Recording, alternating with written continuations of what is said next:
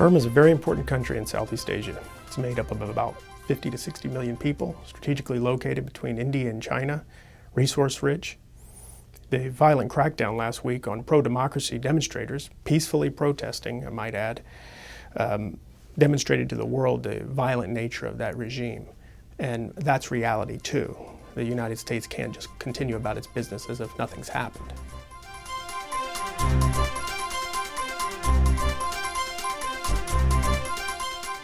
Well, at this point, I'd say the prospects are pretty dim.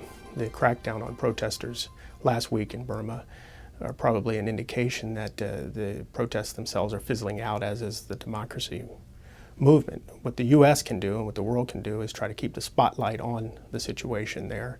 The generals themselves are famously incompetent managers of the economy, managers of the government, but they're pretty good at cracking down on things. And so at the present time, they've managed to put things back in the box.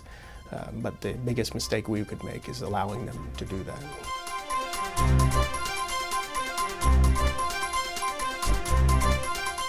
Well, the U.S. policy on Burma, sanctions policy, has the great advantage of being morally clear.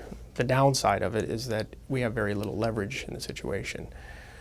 So what we're left with is really appealing to the enlightened self-interest of others. There's other democracies in the region. India, ASEAN countries have democracies among them. We might be able to bring them along to get more involved in changing the situation in Burma. As for the Chinese, who have shown no interest really in doing anything about the situation, maybe as they see others in the region with a concern for Burma, they will begin to change their own calculation.